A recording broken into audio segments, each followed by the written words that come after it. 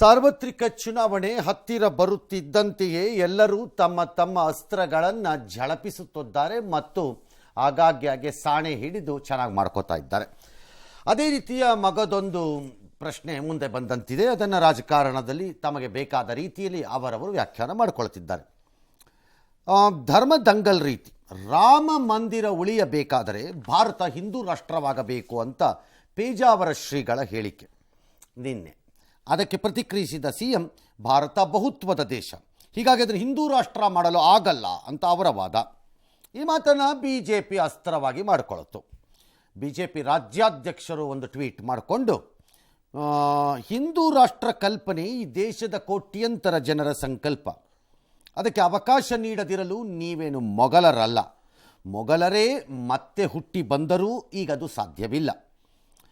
ಭಾರತ ಅಂದರೆ ಹಿಂದುತ್ವ, ಹಿಂದುತ್ವ ಎಂದರೆ ಬಹುತ್ವ, ವಿವಿಧತೆಯನ್ನು ತನ್ನ ಒಡಲಲ್ಲಿ ಇಟ್ಟುಕೊಂಡು ಏಕತೆ ಮೆರೆಯುತ್ತಿರುವುದೇ ಭಾರತೀಯತೆ ಅಂತ ವಿಜಯೇಂದ್ರ ವ್ಯಾಖ್ಯಾನ ಮಾಡಿಕೊಂಡ್ರು.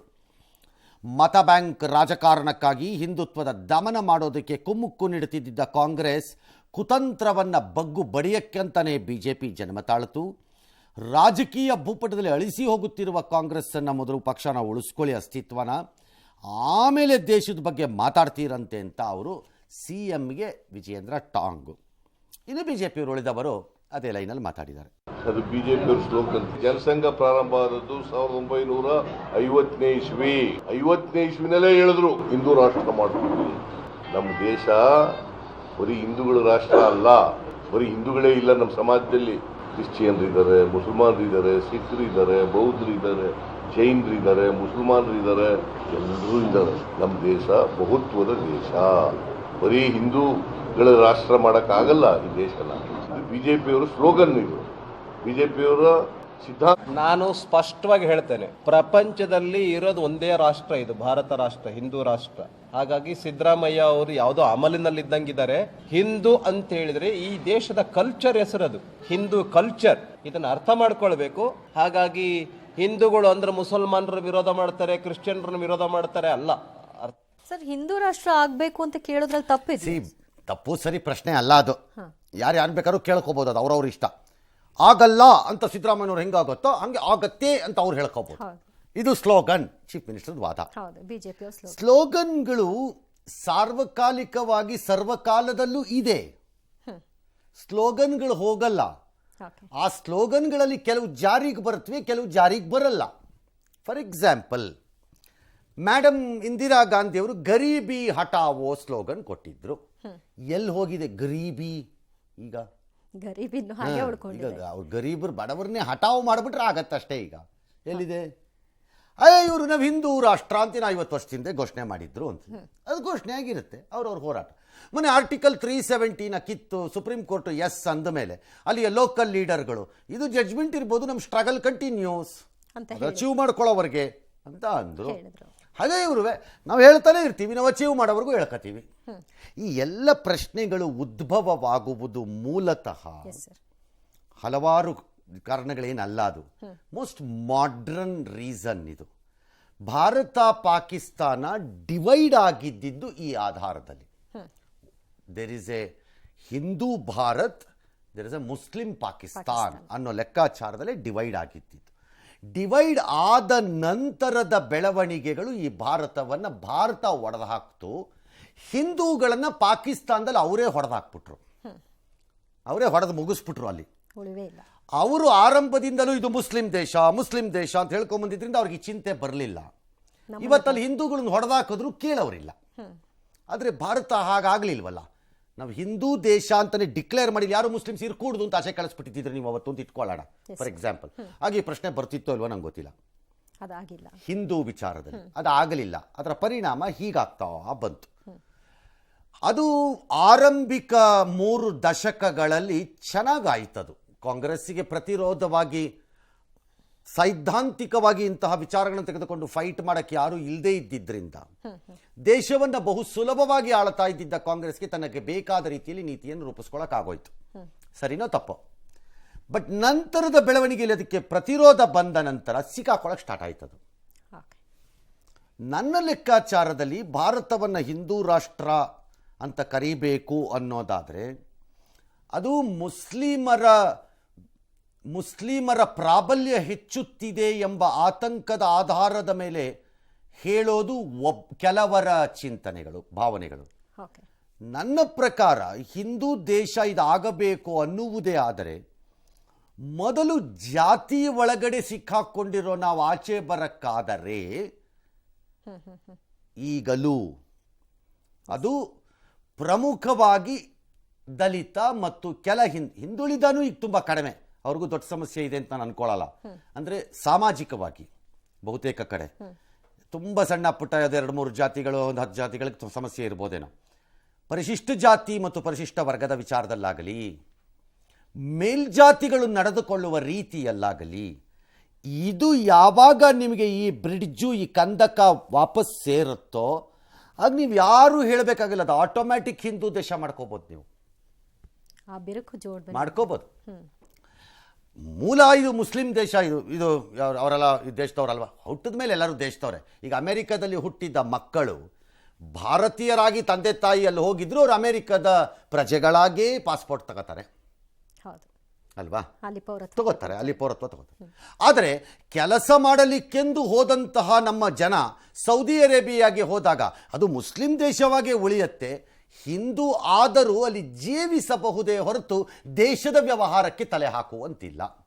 ಹಾಗಾಗಿ ಆಯಾ ದೇಶಗಳು ಅವ್ರವ್ರಿಗೆ ಬೇಕಾದಂಗೆ ಮಾಡ್ಕೊಂಡಿದ್ದಾರೆ, ನಾವು ನಮಗೆ ಬೇಕಾದಂಗೆ ಮಾಡ್ಕೊಂಡ್ವಿ, ನಂತರ ಅದು ಸರಿ ಇಲ್ಲ ಅಂತ ಕೆಲವ್ರ ಭಾವನೆ ಸರಿ ಇದೆ. ನಾಳೆ ಇದು ಬದಲಾಗಿಬಿಡುತ್ತೆ ಅಂತ ನಾವು ಯಾರೂ ಹೇಳೋಕ್ಕಾಗಲ್ಲ. ಇದನ್ನು ನಾಳೆ ಬೆಳಗ್ಗೆ ಬದಲಾಗುತ್ತದೆ. ನನಗೆ ಬೇಕಾಗಿರೋದು ಈ ಹಿಂದುತ್ವದ ಟಾಕು ದೇಶದಲ್ಲಿ ಬರುವುದಾದರೆ ಬರಲಿ, ಆದರೆ ಅದು ನಾವು ಪಾಲನೆ ಮಾಡಿಕೊಂಡು, ಈಗಲೂ ಕೆಲವೆಡೆಗಳಲ್ಲಿ ಪಾಲನೆ ಮಾಡಿಕೊಂಡ್ರೆ ಆ ಜಾತಿ ವ್ಯವಸ್ಥೆಯ ಕಂದಕವನ್ನು ತುಂಬತ್ತೆ ಅನ್ನೋದಾದರೆ ಬರಲಿ ಹಿಂದುತ್ವ, ಆಗ ಬರಲಿ. ಆಗ ಈಗಲೂ ಯಾವುದೋ ಹುಡುಗ ನನಗೆ ಫೋನ್ ಮಾಡಿ ನಮ್ಮೂರಲ್ಲಿ ದೇವಸ್ಥಾನಕ್ಕೆ ಬಿಡಲ್ಲ ಅಂತನೋ, ಸಲೂನಿಗೆ ಬಿಡಲ್ಲ ಅಂತನೋ, ಟೀ ಅಂಗಡಿಗೆ ಬಿಡಲ್ಲ ಅನ್ನೋ ಅಂತಂದ್ರೆ ಯಾವ ಊರು ಹಿಂದುತ್ವ ಆಗತ್ತೆ? ಅವಾಗದು ಹೆಂಗಾಗತ್ತೆ? ಹಿಂದುತ್ವದಲ್ಲಿ ನೀವು ಅವುಗಳನ್ನೆಲ್ಲ ಹೊರಗಿಟ್ಟು ಹಿಂದುತ್ವ ಕಟ್ತೀವಿ ಅಂತ ಯಾರು ಅನ್ಕೊಂಡಿದ್ರೆ ಅದು ಭ್ರಮೆ, ಅದು ಭ್ರಮೆ. ಅದು ಹಾಗಾಗಿ ಅದನ್ನು ಕಂದಕಾನ ಮುಚ್ಚಿ ಕಟ್ತೀವಿ ಅಂತ ಮುಂದಕ್ಕೆ ಬರ್ತದೆ, ಬರಲಿ ಹಿಂದುತ್ವ, ಅದಕ್ಕೆ ಸಪೋರ್ಟ್ ಮಾಡಿ. ಯಾರು ಬೇಡ ಅಂದವ್ರು ಅವಾಗ ನೋಡೇ ಬಿಡೋಣ ಆಗ ಆಗತ್ತಾ ಅಂತ. This is not going to happen tomorrow morning. ನನಗಿರೋ ಅನ್ಸೋದು ಏನು ಅಂದರೆ, ಸಿದ್ದರಾಮಯ್ಯನವ್ರದ್ದು ವಾದ ಇದು ಬಹುತ್ವದ ದೇಶ, ಇನ್ನೊಂದು ಕಡೆ ಮುಸ್ಲಿಂ ಯಾವುದೋ ಫಂಕ್ಷನಲ್ಲಿ ಹೇಳ್ತಾರೆ ನಿಮ್ಮ ಸಂಪತ್ತನ್ನು ನಿಮಗೆ ಹಂಚಬೇಕು, ಹಂಚ್ತೀವಿ, ನಿಮ್ಗೆ ಹಕ್ಕಿದೆ. ಹಾಗಿದ್ದಾಗ ಭಾರತದ ಪ್ರಜೆಯನ್ನು ಅಟ್ಲೀಸ್ಟ್ ಕಾಂಗ್ರೆಸ್ಸಿಗರು, ಬಿ ಜೆ ಪಿ ಬಿಟ್ಬಿಡಿ, ಬಿಕಾಸ್ ಅವರು ಹಿಂದೂ ಮುಸ್ಲಿಂ ಅಂತ ಪ್ರತ್ಯೇಕವಾಗಿ ನೋಡ್ತಾರೆ ಅಂತಲ್ಲ ಅವ್ರ ಮೇಲೆ ಆರೋಪ ಇಟ್ಕೊಳ್ಳೋಣ. ಅಟ್ಲೀಸ್ಟ್ ಕಾಂಗ್ರೆಸ್ನವರು ಅಥವಾ ಇತರೆ ಪಕ್ಷಗಳು ಯಾರು ದಿ ಸೋಕಾಲ್ಡ್ ಜಾತ್ಯತೀತವಾದವನ್ನು ಮಾತಾಡ್ತಾ ಇರ್ತಾರೆ, ಪಾಲನೆ ಮಾಡದೆ ಬರೀ ಜಾತಿ ವ್ಯವಸ್ಥೆಯನ್ನು ಪಾಲನೆ ಮಾಡಿಕೊಂಡು ಜಾತ್ಯತೀತವಾದಿಯಾಗಿ ಧರ್ಮದ ವಿಚಾರಕ್ಕೆ ಬಂದಾಗ ಮಾತ್ರ, ಜಾತ್ಯತೀತವಾದ ಧರ್ಮಲೇಪಿತ ಆರ್ಗ್ಯುಮೆಂಟು, ಜಾತಿ ಲೇಪಿತ ಅಲ್ಲ. ಯಾಕಂದರೆ ಇವರೆಲ್ಲರೂ ಜಾತಿವಾದಿಗಳೇ, ಅದು ಬಿಟ್ಟು ಹೋಗಲ್ಲ. ಜಾತ್ಯತೀತವಾದ ಅಂತ ಇವ್ರು ಪದೇ ಪದೇ ಹೇಳೋದಿದೆಯಲ್ಲ, ಕೋಮು ಪಕ್ಷ ಜಾತ್ಯತೀತ ಅಂತಾರಲ್ಲ, ಅದೆಲ್ಲ ಬರೀ ಧರ್ಮ ಆಧಾರಿತ, ಅದು ಜಾತಿ ಅಲ್ಲ. ಫಾರ್ ಎಕ್ಸಾಂಪಲ್ ಬ್ರಾಹ್ಮಣರ, ನಾನು ಬ್ರಾಹ್ಮಣರ ಕುರುಬಕ್ಕೆ ಹೋಗ್ಬಾರ್ದ, ಕುರುಬರದಾಗಿ ಕುರುಬ ಸಮಾವೇಶಕ್ಕೆ ಹೋಗ್ಬಾರ್ದ. ಸೊ ಜಾತಿ ಬಿಡಲ್ಲ ನಮ್ಮಲ್ಲಿ, ಧರ್ಮಕ್ಕೆ ಬಂದಾಗ ಜಾತಿ ಧರ್ಮ ಜಾತ್ಯತೀತ ಎಲ್ಲ ಬರುತ್ತೆ. ಹಾಗಾಗಿ ಎಲ್ಲರೂ ಬಹುತ್ವ ಇದೆ, ಇಲ್ಲೆಲ್ಲರಿಗೂ ಹಕ್ಕಿದೆ. ಅವರು ಈ ದೇಶದ ಪ್ರಜೆಗಳಲ್ವಾ, ಪ್ರಜೆಗಳೇ ಈ ದೇಶದವರು ಸದ್ಯಕ್ಕೆ. ಯಾಕೆ ಅಂತಂದರೆ ಬಿಕಾಸ್ ಅವರು ಇಲ್ಲಿ ಹುಟ್ಟಿ ಬೆಳೆದಿದ್ದಾರೆ, ಲೈಕ್ ನಾನೀಗ ಅಮೆರಿಕ ಎಕ್ಸಾಂಪಲ್ ಕೊಟ್ಟಂಗೆ. ಹಾಗಾಗಿ ಆದರೆ ಅಂತಹ ಬಹುತ್ವ ಮತ್ತು ಅಂತಹ ವಿವಿಧತೆಯಲ್ಲಿ ಏಕತೆ, ಅಕಾರ್ಡಿಂಗ್ ಟು BJP, ಅಂತಹ ಎಲ್ಲರೂ ಒಂದೇ ಭಾರತೀಯರು ಅನ್ನುವುದೇ ಆದರೆ ರಾಜಕೀಯ ಪಕ್ಷಗಳು ಎಲ್ಲ ವಿಚಾರದಲ್ಲೂ ಭಾರತದಲ್ಲಿ ಸಮಾನ ಕಾಯ್ದೆಗಳು, ಸಮಾನ ನಿಯಮಗಳು ಜಾರಿಗೆ ಬರಬೇಕಾಗ. You can't say there will be a set of rule for somebody and set of rule for somebody. ನೀವು ಇದನ್ನು ಹೇಳೋದಾದ್ರೆ ಇಲ್ಲ, ಅದು ಪ್ರತ್ಯೇಕ ಅಂದರೆ ಪ್ರತ್ಯೇಕ ಅವಾಗ ಅಲ್ಲ, ಎಲ್ಲರೂ ಭಾರತೀಯರು. ಹಾಗಾದ್ರೆ ಸಮಾನ ಭಾರತೀಯ ನಿಯಮಗಳು ಬರಬೇಕು, ಸಮಾನ ಕಾನೂನುಗಳಿರಬೇಕು, ಸಮಾನ ಹಕ್ಕುಗಳು ಇರಬೇಕು, ಸಮಾನ ಸಂಪತ್ತಿನಲ್ಲಿ ಪಾಲು ಇರಬೇಕು. ಅದು ಸಮಾನತೆಯ ಪ್ರಶ್ನೆ. ಅದು ಬಿಟ್ಟು ಬರೀ ಬಾಯಲ್ಲಿ ಹೇಳ್ಕೊಂಡು ಓಡಾಡ್ತಿದ್ರೆ ಪ್ರಯೋಜನ ಆಗಲ್ಲ. ಸದ್ಯಕ್ಕಿದು ಚುನಾವಣಾ ಮಾತು. ಎಸ್, ಕಳೆದ ವರ್ಷ ರಾಜ್ಯದಲ್ಲಿ ಸದ್ದು ಮಾಡಿದ್ದ ಹಲಾಲ್ ಜಟ್ಕಾ ಮಾಂಸದ ವಿವಾದ ಈಗ ರಾಷ್ಟ್ರ ಮಟ್ಟದಲ್ಲಿ ಸದ್ದು ಮಾಡತೊಡಗಿದೆ. ಹಿಂದೂಗಳು ಹಲಾಲ್ ಮಾಂಸದ ಬದಲು ಜಟ್ಕಾ ಮಾಂಸ ಸೇವನೆ ಮಾಡಬೇಕು ಅಂತ ಕೇಂದ್ರ ಸಚಿವ ಗಿರಿರಾಜ್ ಸಿಂಗ್ ಕರೆಯನ್ನು ಕೊಟ್ಟಿದ್ದಾರೆ. ಹಲಾಲ್ ಮಾಂಸ ಮಾತ್ರ ತಿನ್ಬೇಕೆನ್ನುವ ಮುಸ್ಲಿಮರನ್ನ ನಾನು ಆರಾಧಿಸ್ತೇನೆ. ಅದೇ ರೀತಿ ಹಿಂದೂಗಳು ಕೂಡ ತಮ್ಮ ಧರ್ಮ ಸಂಪ್ರದಾಯಗಳ ರಕ್ಷಣೆಗೆ ಅದೇ ರೀತಿಯ ಕಠಿಣ ನಿಲುವನ್ನ ತಾಳಬೇಕು ಅಂತ ಅವರು ಕರೆ ಕೊಟ್ಟಿದ್ದಾರೆ. ಅಷ್ಟೇ ಅಲ್ಲ, ಸ್ವಕ್ಷೇತ್ರ ಬಿಹಾರದ ಬೆಗುಸರಾಯ್ ಕ್ಷೇತ್ರದಲ್ಲಿ ತಮ್ಮ ಬೆಂಬಲಿಗರಿಂದ ಹಲಾಲ್ ಮಾಂಸ ತಿನ್ನೋ ಮೂಲಕ ಇನ್ನು ಮುಂದೆ ಧರ್ಮವನ್ನ ಹಾಳು ಮಾಡಲ್ಲ ಅಂತ ಪ್ರತಿಜ್ಞೆ ಸಹ ಮಾಡಿಸಿದ್ದಾರೆ. ಯುರೋಪ್ನಲ್ಲಿ ಇಸ್ಲಾಂಗೆ ಜಾಗ ಇಲ್ಲ ಅಂತ ಹೇಳುವ ಮೂಲಕ ಇಟಲಿ ಪ್ರಧಾನಿ ಜಾರ್ಜಿಯೋ ಮೆಲಾನಿ ವಿವಾದವನ್ನ ಮೈಮೇಲೆ ಹೇಳ್ಕೊಂಡಿದ್ದಾರೆ. ಇಸ್ಲಾಂ ಸಂಸ್ಕೃತಿಗೆ ಯುರೋಪ್ ನಾಗರಿಕತೆಗೂ ಸಾಕಷ್ಟು ವ್ಯತ್ಯಾಸ ಇದೆ, ಹೀಗಾಗಿಯೇ ಇಸ್ಲಾಂಗೆ ಯುರೋಪ್ನಲ್ಲಿ ಜಾಗ ಇರಲ್ಲ ಅಂತ ಹೇಳಿದ್ದಾರೆ. ಇಟಲಿಯ ಹಲವು ಇಸ್ಲಾಂ ಕೇಂದ್ರಗಳಿಗೆ ಸೌದಿ ಅರೇಬಿಯಾ ಫಂಡ್ಸ್ ಕೊಡ್ತಾ ಇದೆ, ಅದು ತಪ್ಪು. ಈ ವಿಚಾರದಲ್ಲಿ ನನಗೆ ಸದಭಿಪ್ರಾಯಗಳಿಲ್ಲ ಅಂತ ಮೆಲಾನಿ ಹೇಳ್ಕೊಂಡಿದ್ದಾರೆ. ಮುಸ್ಲಿಮರು ಹಲಾಲ್ ಮಾಂಸವನ್ನು ಮಾತ್ರ ತಿನ್ನಬೇಕು, ಅದು ನಮ್ಮ ಧರ್ಮ ಹೌದು ಅಂತ ಅವರು ನಂಬಿ ಅದನ್ನು ಪಾಲನೆ ಮಾಡೋದಾದ್ರೆ, ಹಿಂದೂಗಳಲ್ಲೂ ಅದನ್ನು ತಿನ್ನಬೇಡಿ, ಅದು ನಮ್ಮ ಧರ್ಮ ಅಲ್ಲ ಅಂತ ಹೇಳೋದ್ರಲ್ಲಿ ತಪ್ಪಿಲ್ಲ. ಆಯ್ಕೆ ಜನರಿಗೆ ಬಿಟ್ಟಿದ್ದು, ಬಟ್ ಅದನ್ನು ಹೇಳೋದು ಎಲ್ಲರೂ ಹೇಳ್ತಾರೆ. ಒಳಗತ್ತೆ ಆಯ್ತಲ್ಲ, ಟಿಪ್ಪು ಹೆಸರು ವಿಮಾನ ನಿಲ್ದಾಣಕ್ಕೆ ಇಡಬಾರ್ದು, ಅವ್ರ ಅಭಿಪ್ರಾಯ ಹೇಳ್ಬಾರ್ದೇನ್ರಿ ಅಂತಿದ್ರೆ, ಗಿರಿರಾಜ್ ಕಿಶೋರ್ ಅವ್ರ ಅಭಿಪ್ರಾಯ ಹೇಳ್ಬಾರ್ದೇನ್ರಿ ಹಂಗಾರೆ ಹೇಳ್ಬೋದು. ಪಾಲನೆ ಮಾಡೋದು ಜನಕ್ಕೆ ಬಿಟ್ಟಿದ್ದಾಗ ಈಗೇನು ಜನಕ್ಕೆ ಬಿಟ್ಟಿರೋದು, ಅದನ್ನ ಅವ್ರು ಹೇಗೆ ಫಾಲೋ ಮಾಡಿ ಅವ್ರಿಗೆ ಬಿಟ್ಟಿದ್ದು. ಹಾಗಾಗಿ ಅವ್ರಿಗೆ ತೋಚಿದವ್ರು ಹೇಳಿದ್ದಾರೆ, ಜನ ಬೇಕಿದ್ರೆ ಕೇಳ್ಬೋದು, ಸಕ್ಕಿದ್ರೆ ಬಿಡ್ಬೋದು. ಯುಪಿಎಲ್ಲಿಗಾಗಲೇ ಹೇಳಕ್ಕಾಗಲ್ಲ ಅಂತ ಹೇಳಕ್ಕಾಗಲ್ಲ ನೀವು. ಅದನ್ನ ಕಿತ್ಕೊಳ್ಳೋಕೆ. ಎರಡನೇದು, ಹಲಾಲ್ ವಿಚಾರದಲ್ಲಿ ಇದು ಸಮಸ್ಯೆ ಆಗ್ತಾನೆ ಇರಲಿಲ್ಲ. ಈ ಹಲಾಲ್ ಎಂಬ ವಿಚಾರ ನಿನ್ನೆ ಮೊನ್ನೆಯದಲ್ಲ, ಪರಂಪರಾನುಗತವಾಗಿ ವರ್ಷಾನುವರ್ಷಗಳಿಂದ ಬಂದಿರುವಂಥದ್ದೇ ಇದು. ಆದರೆ ಯಾಕೆ ಹೀಗಾಯಿತು ಅದು ಈ ವಿಚಾರವಾಗಿ ವಿವಾದಕ್ಕೆ ತಿರುಕೋತಾ ಇದ್ದೇನೆ. ಕಂಡಕ್ಕೆ ಸಂಬಂಧವಿಲ್ಲದಿದ್ದಕ್ಕೆಲ್ಲ ಹಲಾಲ್ ಸರ್ಟಿಫಿಕೇಟ್ ಅನ್ನೋದು ಬಂದಿದ್ದಾಗ ತಗಲಾಕೊಳ್ಳೋಕೆ ಸ್ಟಾರ್ಟ್ ಆಗಿದ್ದು. ಮತ್ತು ಅದನ್ನು ಇಶ್ಯೂ ಮಾಡುವಂತಹ ಸಂಸ್ಥೆಗಾಗಲಿ ಸಂಘಟನೆಗಾಗಲಿ ಯಾವುದೇ ಕಾನೂನಿನ ಮಾನ್ಯತೆ ಇಲ್ಲದಿರುವುದರಿಂದ ಇದು ಸಮಸ್ಯೆ. It is not a government agency. Who are they to decide? ಅವಕಾಶ ಇಲ್ಲ. ನಂಬರ್ 3, ಹಲಾಲನ್ನು ಸ್ವೀಕಾರ ಮಾಡಬೇಕು ಅಂದಮೇಲೆ ಸ್ವೀಕಾರ ಮಾಡೋದು ಸರಿ, ಅವ್ರ ಧರ್ಮದ ಪ್ರಕಾರ ತಪ್ಪು ನೀವು ಹೇಳಕ್ ಬರೋದೇ ಇಲ್ಲ ಅದನ್ನು, ನನ್ನ ಪ್ರಕಾರ ಅಲ್ವಾ? ಅದನ್ನ ಫಾಲೋ ಮಾಡ್ಕೊಂಡು ಫಾಲೋ ಮಾಡಿದ್ಮೇಲೆ ಅದನ್ನ ಫಾಲೋ ಕೊಡಬೇಕು, ಅದನ್ನು ಅವ್ರದನ್ನು ಇಸ್ಕೋಬೋದು. ಆದರೆ ಉಳಿದವರಿಗೂ ಅದನ್ನೇ ತಗೋಬೇಕು ಅಂತ ಸರ್ಟಿಫಿಕೇಟ್ ಹಾಕೋದು ರಾಂಗು. ನಾನು ಅದನ್ನೇ ಹೇಳ್ತಿರೋದು, ಆ ಆಯ್ಕೆ ಹಕ್ಕು ಜನರಿಗೂ ಇರಬೇಕು. ಯಾವುದನ್ನು ತಗೊಳ್ಬೇಕು. ಈಗ ನಾನು ಭಾಳ ಸರಿ ಎಕ್ಸಾಂಪಲ್ ಕೊಟ್ಟಿದ್ದೀವಿ ಹಲಾಲ್ ಗಲಾಟೆ ಆದಾಗ.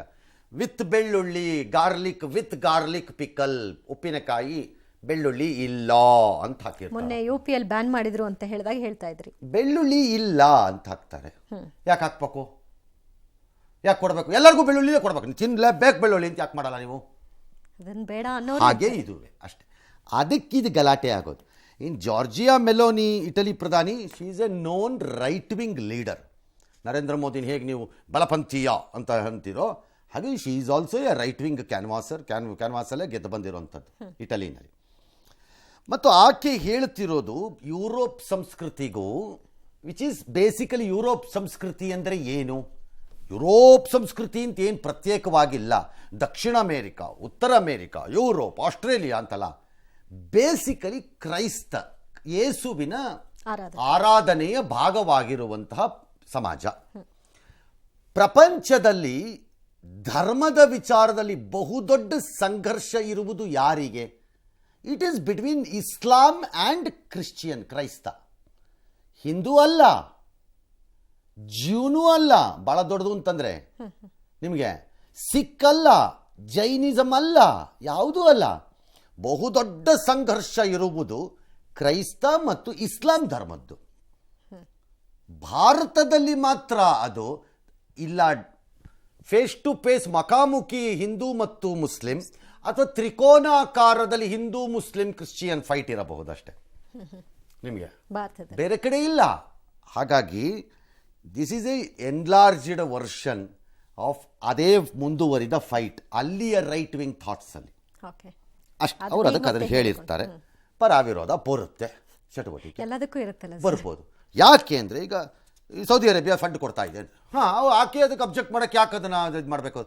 ಫಾರ್ ಎಕ್ಸಾಂಪಲ್, ಸೌದಿ ಅರೇಬಿಯಾನಲ್ಲಿ ನಾಳೆ ಹಿಂದೂ ಸಂಸ್ಕೃತಿ ಅಥವಾ ಹಿಂದೂ ಪರಂಪರೆ ಅಥವಾ ಕ್ರೈಸ್ತ ಇದನ್ನು ಪ್ರಾಪಗೇಟ್ ಮಾಡೋಕ್ಕೆ ಯಾವುದಕ್ಕಾದ್ರು ಫಂಡ್ ಕೊಟ್ಟರೆ ಬಿಡ್ತಾರಾ ಸೌದಿ ಅರೇಬಿಯಾನವರು? ಇಲ್ವಲ್ಲ. ಯಾಕೆ ಬಿಡ್ತಾರೆ? ನೇಣಿಗೆ ಹಾಕ್ತಾರೆ, ಜೈಲಿಗೆ ಹಾಕ್ತಾರೆ, ಗಲ್ಲಿಗೆ ಹಾಕ್ಬಿಡ್ತಾರೆ ತೊಗೊಂಡೋಗಿ. ನೀನು ಅಲ್ಲಾಗೆ ಮಾಡಿರೋಂಥ ಅವಮಾನ ಇದು ಅಂತ ಬ್ಲಾಸ್ಫಮಿನಲ್ಲಿ ಹಾಕ್ಬಿಡ್ತಾರ. ಆಮೇಲೆ ಪಾಕಿಸ್ತಾನದಲ್ಲಿ ಬಿಡ್ತಾರಂತ, ಕತಾರಲ್ಲಿ ಬಿಡ್ತಾರಂತ. ಬಿಡಲ್ಲ. ಹಾಗೆ ಆಕೆ ತನ್ನ ದೇಶದಲ್ಲಿ ಇನ್ನೊಬ್ರು ಯಾಕೆ ಬಂದು ಇನ್ನೊಂದಿನ ಕೊಡಬೇಕು ಅಂತ ಆಕೆ ಕೇಳ್ತಿದ್ದಾಳೆ. ಈಗ ಎಗೇನ್ ಅದು ಪ್ರಜಾಪ್ರಭುತ್ವವನ್ನು ಅಪ್ಪಿಕೊಂಡಿರುವುದರಿಂದ ಇಟಲಿ ಅಲ್ಲಿಯ ಜನ ಅದನ್ನು ತೀರ್ಮಾನ ಮಾಡಬೇಕು. ಯಾವುದೇ ಪ್ರಜಾಪ್ರಭುತ್ವದಿಲ್ಲದೆ ರಾಜತ್ವದಲ್ಲೇ ಉಳಿದುಕೊಂಡು ತನಗೆ ಬೇಕಾದನ್ನು ಮಾಡುವಂತಹ ಸೌದಿ ಅರೇಬಿಯಾನೋ ಅಥವಾ ರಾಜತ್ವವೂ ಅಲ್ಲ ಪ್ರಜಾಪ್ರಭುತ್ವವೂ ಅಲ್ಲ, ಒಂದು ರೀತಿ ಫ್ಯಾಮಿಲಿ ಕನ್ಸಂತರ ಪಾರ್ಟಿ ಆಫೀಸ್ ಮಾಡ್ಕೊಂಡಿರೋ ಚೈನಾ ಟೈಪೋ ಇದ್ದರೆ ಅವ್ರಿಗೆ ಬೇಕಾದಂಗೆ ಅವ್ರು ಮಾಡ್ಕೋಬೋದು, ಜನನ ಕೇಳಲ್ಲ. ಪರಾರಿಯಾಗಿರುವ ಭೂಗತ ಪಾತಕಿ ಸ್ಮರಣಿ ಸ್ಫೋಟದ ಸೂತ್ರಧಾರಿ ದಾವೂದ್ ಇಬ್ರಾಹಿಂ ತೀವ್ರ ಅನಾರೋಗ್ಯದಿಂದ ಕರಾಚಿ ಆಸ್ಪತ್ರೆ ಸೇರಿದ್ದಾರಂತೆ. ಸೇರ್ಲಿ, ಏನೀಗ ಸತ್ತು ಹೋಗೋರೇನೋ ಸುದ್ದಿ ಎಲ್ಲ ಇತ್ತು ಸರ್. ಸತ್ತಿಲ್ವಾ? ಇಲ್ಲ ಸರ್. ಅಯ್ಯಯ್ಯೇ, ಹೌದಾ? ಸರ್ ಸತ್ತಿಲ್ವಾ? ಇನ್ನೂ ಆರೋಗ್ಯವಾಗಿದ್ದಾರೆ ಅಂತ ಛೋಟಾ ಶಕೀಲ್ ಬೇರೆ ಹೇಳ್ಕೊಂಡಿದ್ದಾನೆ ಸರ್. ಅವನು ಆರೋಗ್ಯವಾಗಿದ್ದ ಆಗಬೇಕಾದ್ದೇನು? ಏನಾಗಬೇಕು? ಅವ್ನು ಸತ್ತಿದ್ದಾನಾಗಲೇ ನಮ್ಮ ಪ್ರಕಾರ. ಅವ್ನು ಬದುಕಿದ್ದಾನ? ಮಗ ತೋರ್ಸಕ್ಕೆ ಹೇಳಿ ನೋಡೋಣ, ತಾಕತ್ತಿದ್ರೆ ಅವನಿಗೆ ತಲೆ ಮರ್ಸ್ಕೊಂಡು ನೋಡೋಣ. ಅವನು ತಾಕತ್ತಿದ್ರೆ ಮಗ ತೋರಿಸ್ಲಿ, ಅವನು ಬದುಕಿದ್ದೀನಿ ಅಂತ ಅನ್ನೋದಿದ್ರೆ. ನಮ್ಮ ಪ್ರಕಾರ ಅವ್ನು ಸತ್ತೋಗಿದ್ದಾನೆ, ಅವನಿಲ್ಲ ಅವನು ಅಂತ ನಾವು ಅಂತೀವಿ. ಈಗ ಎಲ್ಲಿದ್ದಾನೆ ಅವನು? ನಮ್ಮ ಪ್ರಕಾರ ಅವನು ಪಾಕಿಸ್ತಾನದಲ್ಲಿದ್ದಾನೆ. ಪಾಕಿಸ್ತಾನದವ್ರ ಪ್ರಕಾರ ಅವನು ಪಾಕಿಸ್ತಾನದಲ್ಲಿ ಇಲ್ಲ. ಹಂಗಿದ್ರು ಇದ್ದು ಸತ್ತಂಗೆ ಅವನು. ಅವನಿದ್ದು ಸತ್ತಂಗೆ. ಬಿಲದೊಳಗಡೆ ಕೂತ್ಕೊಂಡ್ಬಿಟ್ಟು ಯಾರಿಗೋ ಫೋನ್ ಆಡ್ಕೊಂಡು ಎದುರಿಸ್ಕೊಂಡು ಓಡಾಡ್ತಿರೋ ಅಂತ ಭಿಕ್ಷುಕ ಅವನು. ಇನ್ನೇನು ಹೇಳ್ಬೇಕಾದಕ್ಕೆ? ಹಂಗಾರೆ ಮುಖ ತೋರಿಸ್ಲಿ ನೋಡೋಣ, ಹೇಳಿ ತೋರಿಸ್ಲಿ ಮುಖಾನ ನೋಡೋಣ. ಅವ್ನು ಧೈರ್ಯ ಇದ್ರೆ. ಇಲ್ಲಿ ಯಾರ ಮೇಲೋ ಅಮಾಯಕರ ಮೇಲೆ ಬಾಕ್ಸಲ್ಲಿ ಬಾಂಬ್ ಬಿಟ್ಬಿಟ್ಟು ಸಾಯಿಸ್ಬಿಟ್ಟು ಓಡೋದಂಗಲ್ಲ ಜೀವನ. ತಾಕತ್ತಿದ್ರೆ ಮುಖ ತೋರಿಸ್ಬೇಕಪ್ಪ. ಅಷ್ಟು ಮಾತಾಡೋರು ಈಗೇನೋ ಗೌಪ್ಯವಾಗಿ ಚಿಕಿತ್ಸೆ ಕೊಡ್ತಿದ್ದಾರೆ. ಏನಕ್ಕೆ ಚಿಕಿತ್ಸೆ ಕೊಡಬೇಕು? ಬದುಕಿಸ್ಕೊಳಕ್ಕ. ಹಾಗೆ ಯಾರಿಗೇನು ಚಿಕಿತ್ಸೆ ಕೊಡೋಕ್ಕೆ? ಏನು ಸಮಾಜ ಸೇವಕ, ಇದು ಬಡ ಜನರ ನೇತಾರಿದು, ಪಾಪ ಕಣ್ಣೀರನ್ನು ಒರೆಸಿದಾನೆ, ಅಯ್ಯೋ ಅಂತನ್ನಕ್ಕೆ ಏನಾರು ಇದೆಯಾ ಅದರಲ್ಲಿ? ಇಂಥವ್ರಿಗೆ ಇಷ್ಟೊಂದೆಲ್ಲ ಫೆಸಿಲಿಟಿ ಬೇರೆ ಕೇಳು ಹೇಳೋದು. ಪಾಪಿಚ್ಚಿ ರಾಯು ಅಂತ ಹೇಳಲ್ವ? ಹಂಗೆ ಪಾಕ್ ಸರ್ಕಾರ ಅದರ ಜಾವಿದ್ ಮಿಯಾನ್ ಆದಂತೆ ಅವನೊಬ್ಬ ಯೂಸ್ಲೆಸ್ ಫೆಲೋ, ಆ ಕುಟುಂಬದವ್ರನ್ನೆಲ್ಲ ಗೃಹ ಬಂಧನದಲ್ಲಿ ಇಟ್ಟಿದ್ದಾರಂತೆ. ಇನ್ನೊಂದು ಕಡೆ ಲಾವಲ್ಪಿಂಡಿ ಅಲ್ಲೆಲ್ಲೆಲ್ಲೋ ಇಂಟರ್ನೆಟ್ ಮಾಡಿದಾರಂತೆ. ಯಾಕಪ್ಪ ಬೇಕು ಆ ಊರಿನ ಜನಕ್ಕೆ ಕತೆ ಇದು? ಇವನು ಯಾವನೋ ಒಬ್ಬ ಹೇಳಿ ಒಂದು ದೇಶದಲ್ಲಿ ಅಮಾಯಕರ ಮೇಲೆ ಬಾಂಬ್ ಹಾಕ್ಬಿಟ್ಟು ಅಲ್ಲೋಗ್ಬಿಟ್ಟು ಔಸ್ಕೊಂಡು ಕೂತಿರೋ ಅಂತಹ ಗುಳೆನರಿ ಕಳ್ಳ, ಅವನನ್ನು ರಕ್ಷಣೆ ಮಾಡಕ್ಕೆ ಪಾಪ ಈ ಊರಿನ ಜನಕ್ಕೆಲ್ಲ ಯಾಕಪ್ಪ ಇಂಟರ್ನೆಟ್ ಕಾಟ ಕೊಡಬೇಕು?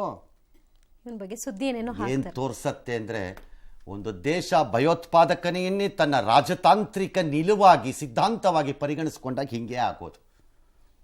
ಹೀಗೆ ಆಗೋದದು. ಈಗಲ್ಲ ಅವನಲ್ಲೇ ಇದಾನಂತೆ, ಇದಾನೋ ಬಿಟ್ಟಿದ್ದಾನೋ, ಸತ್ರೆ ಈಗ ನಾಳೆ ಸತ್ರೇನು ಬಾಡಿ ಮೆರವಣಿಗೆ ಮಾಡ್ತೀರಾ ಪಾಕಿಸ್ತಾನದವರು? ತಾಕತ್ತಿದ್ರೆ ಮಾಡಿ ನೋಡೋಣ. ಇಲ್ಲ ಅಂತ ಹೇಳ್ಕೊಂಡ್ಮೇಲೆ ಮಾಡಕ್ಕೆ ಹೆಂಗ? ಅಯ್ಯೋ, ನಾಯಿ ನರಿಗಳು ಇಲ್ಲಿ ಯಾವ್ದಾರು ಅಪ್ಪಿ ತಪ್ಪಿ ಪಾಪ ತಪ್ಪು ಮಾಡಿ ರಸ್ತೆ ಬದಿನಲ್ಲಿ ಹುಟ್ಟಿರುತ್ತವೆ ಬೀದಿ ನಾಯಿಗಳು. ಅವುಗಳನ್ನು ಸತ್ತಾಗ ಯಾರೋ ಕರುಣೆ ತೋರಿಸಿ ಕರ್ಕೊಂಡೋಗಿ ಮಾಡಿದ್ರೆ ಇಲ್ಲ ಕ್ರಿಮೇಟ್ ಮಾಡ್ಬೇಕಷ್ಟೇ. ಇದ್ರೆ ಕೆಲಸರಿ ಗಾಡಿಗಳು ಓಡಾಡಿ ಹೋಗ್ಬಿಡಲ್ವ ಪಾಪ ಬಾಡಿ. ಅದೇ ಥರ ಯಾರು ಮುಟ್ಟೋದು ಇಲ್ಲ ಅದನ್ನ. ಆ ಥರ ಇವನು ಹಂಗೆ ಸಾಯ್ತಾನ, ಹಂಗೆ ಹೋಗ್ಬೇಕಷ್ಟೆ. ಮತ್ತೆ ಇನ್ನೇನು ಹೇಳೋಣ? ಅವನು ಇದ್ದಾನೆ ಅಂತ ಯಾರು ಹೇಳೋದವರು? ಪಾಕಿಸ್ತಾನ. ಅವನು ಎಲ್ಲಿದ್ದಾನಂತೆ? ಅವನಿಲ್ಲ ಅಂತ ನಾನು ಸತ್ತೋಗಿದ್ದಾನ ಅವನು ಅಂತ ಸುಮ್ಮನೆ ಬೊಬ್ಬೆ ತೋರಿಸ್ತಿದ್ದಾರೆ ಇವರು ಅಂತ. ಇರುವಿಕೆ ಅದೇನು ಪ್ರೂಫ್ ಇಲ್ಲ. ಇನ್ನು ಮಾಲೂರಿನ ಯಲವಳ್ಳಿಯ ಮುರಾರ್ಜಿ ವಸತಿ ಶಾಲೆಯಲ್ಲಿ ಮಕ್ಕಳನ್ನ ಮಲಗುಂಡಿಗೆ ಇಳಿಸಿದಂತಹ ಪ್ರಕರಣ ಬೆಳಕಿಗೆ ಬರ್ತಿದ್ದ ಹಾಗೆ ಕೋಲಾರ ಜಿಲ್ಲಾಡಳಿತ ಎಚ್ಚೆತ್ತುಕೊಳ್ತು. ವಸತಿ ಶಾಲೆಯ ಎಲ್ಲಾ ಸಿಬ್ಬಂದಿಯನ್ನ ರಾತ್ರೋರಾತ್ರಿ ಬದಲಾವಣೆಯನ್ನ ಮಾಡಿದ್ರು. ಬೆಳಗ್ಗೆ ಹೊಸ ಪ್ರಾಂಶುಪಾಲಕ ರಘು ಮಕ್ಕಳನ್ನ ಕೂರಿಸಿಕೊಂಡು ಧೈರ್ಯ ತುಂಬೋ ಕೆಲಸವನ್ನ ಮಾಡಿದ್ರು. ಮುಂದೆ ಈ ರೀತಿಯ ಅವ್ಯವಸ್ಥೆ ಆಗದೇ ಇರೋ ಹಾಗೆ ನಾವು ನೋಡ್ಕೊಳ್ತೀವಿ ಅಂತ ಭರವಸೆ ಕೊಟ್ಟರು. ಆದ್ರೆ ಶಿಕ್ಷಕ ಮುನಿಯಪ್ಪ ಬಂಧನ ಖಂಡಿಸಿ ಅವರನ್ನ ಬಿಡುಗಡೆ ಮಾಡಬೇಕು ಅಂತ ಮಕ್ಕಳು ಪ್ರತಿಭಟನೆ ನಡೆಸಿದ್ವು. ಪ್ರಿನ್ಸಿಪಾಲ್ ಭಾರತಮ್ಮ ಬಂಧನ ಆಗಿರೋ ಹಿನ್ನೆಲೆಯಲ್ಲಿ ಅಧಿಕಾರಿಗಳು ಅವಶ್ಯ ದಾಖಲೆಗಳಿಗಾಗಿ ಲಾಕರ್ ಒಡೆದು ಪರಿಶೀಲಿಸಿದ್ದಾರೆ. ಇನ್ನು ಹೆಣ್ಮಕ್ಳ ವಿಡಿಯೋ ವೈರಲ್ ಮಾಡಿದ ಆರೋಪದ ಮೇರೆಗೆ ಶಿಕ್ಷಕ ಮುನಿಯಪ್ಪ ವಿರುದ್ಧ ಪೊಲೀಸರು ಪೋಕ್ಸೋ ಕೇಸನ್ನ ದಾಖಲಿಸಿಕೊಂಡಿದ್ದಾರೆ. ಕೆಟ್ಟ ಮೇಲೆ ಬುದ್ಧಿ ಬಂತು ಅನ್ನೋ ಹಾಗೆ ವಸತಿ ಶಾಲೆಯ ಮಲಗುಂಡಿ ಕ್ಲೀನಿಂಗ್ಗೆ ಈಗ ಸೆಗ್ಗಿಂಗ್ ಮಷೀನ್ ಅನ್ನು ಬಳಸಿಕೊಳ್ಳಲಾಗ್ತಾ ಇದೆ. ಸಚಿವ ಭೈರತಿ ಸುರೇಶ್, ಕೇಂದ್ರ ಸಚಿವ ನಾರಾಯಣಸ್ವಾಮಿ ಮತ್ತು ಅಶೋಕ್ ನೇತೃತ್ವದಲ್ಲಿ ಬಿಜೆಪಿ ನಾಯಕರು ಪ್ರತ್ಯೇಕವಾಗಿ ವಸತಿ ಶಾಲೆಗೆ ಭೇಟಿ ಕೊಟ್ಟು ಪರಿಶೀಲನೆ ನಡೆಸಿದ್ದಾರೆ. ಅಧಿಕಾರಿಗಳನ್ನ ತರಾಟೆಗೆ ತೆಗೆದುಕೊಂಡಿದ್ದಾರೆ.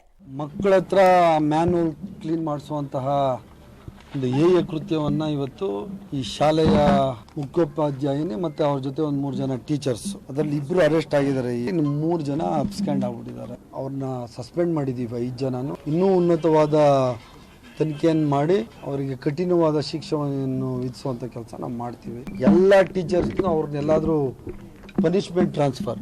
ಈ ಇನ್ಸಿಡೆಂಟಲ್ಲಿ ಯಾರನ್ನೇ ರಕ್ಷಣೆ ಮಾಡುವಂತಹ ಪ್ರಶ್ನೆ ಇಲ್ಲ.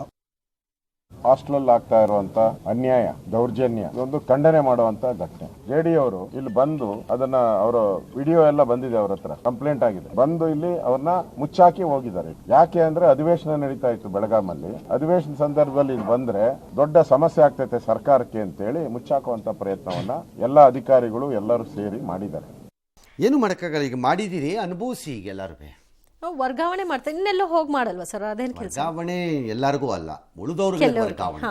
ಭಾಗವಹಿಸದೇ ಇದ್ದವ್ರಿಗೆ ವರ್ಗಾವಣೆ ಮಾಡ್ತಿರೋದೇ ಪನಿಷ್ಮೆಂಟ್ ಅಂತ ಅವ್ರ ಪ್ರಕಾರ. ಭಾಗವಹಿಸಿದವ್ರ ಮೇಲೆ ಕೇಸ್ ಹಾಕ್ತಾ ಇದ್ದಾರಲ್ಲ, ಕೇಸ್ ಹಾಕಿ ತಗೊಳ್ಳಿ, ಯಾರು ಬೇಡ ಅಂದವರು ಅರೆಸ್ಟ್ ಮಾಡಿಸಿ ಒಳಗೆ ಕಳಿಸಿ ಎಲ್ಲರೂ ಅಷ್ಟೇ. ಬಟ್ ಟೀಚರ್ಗಳಾದವ್ರಿಗೆ ಕಾಮನ್ ಸೆನ್ಸ್ ಇಲ್ಲ ಅಂತಂದರೆ ಏನು ಮಾಡ್ಬೇಕು ನಾವು?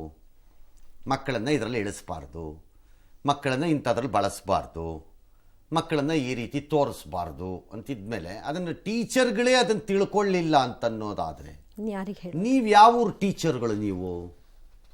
ಆಲ್ ರೈಟ್, ಒಂದು ವೇಳೆ ಅಲ್ಲಿ ಕ್ಲೀನಿಂಗ್, ನಿಮ್ಮ ಮಕ್ಕಳನ್ನ ಇಳಿಸ್ತೀರಾ? ನಿಮ್ಮ ಮಕ್ಕಳನ್ನ ಇಳಿಸ್ತೀರಾ ನೀವು ಕೆಳಕ್ಕೆ? ಅಲ್ಲಿ ಟೀಚರ್ ಎನ್ಕರೇಜ್ ಮಾಡಿ ಮಕ್ಕಳನ್ನು 4 ಗಿಡ ನೆಡೋಣ ಬನ್ರೋ ಮಕ್ಕಳ, ದಿನ ಅದಕ್ಕೊಂದು 3 ಚೊಂಬು ನೀರು ಹಾಕೋಣ ಕಂಡ್ರೋ ಬನ್ರೋ ಅಂತಾನು. ಬೇಡ, ಒಂದು ಹಂತ ಮುಂದಕ್ಕೆ ಹೋಗಿ ಬನ್ರೋ ನಮ್ಮ ಸ್ಕೂಲನ್ನು ನಾವು ಕ್ಲೀನಾಗಿ ಇಟ್ಕೊಳ್ಳೋಣ, ಯಾರನ್ನೇನು ಕೇಳೋದು, ನಾನೂ ಗುಡಿಸ್ತೀನಿ ನಿಮ್ಮ ಜೊತೆ ಬನ್ರೋ, ಎಲ್ಲರೂ ಸೇರ್ಕೊಂಡು ಗುಡಿಸ್ಕೊಳ್ಳೋಣ, ನಮ್ಮ ಸ್ಕೂಲ್ ನಾವು ಕ್ಲೀನಾಗಿ ಇಟ್ಕೊಳ್ಳೋಣ ಕಂಡ್ರೋ ಅಂದ್ರಾದರೂ ಓಕೆ. ಇದನ್ನು ಮಾಡಬಾರ್ದು ಅನ್ನೋ ಕನಿಷ್ಠ ಪ್ರಜ್ಞೆ ಟೀಚರ್ಗಳಿಗೆ ಇರಬೇಕು ತಾನೆ? ಯಾರು ಒಪ್ಪದೇ ಇರುವಂಥ ವಿಚಾರ ಇರಬೇಕು ತಾನೆ?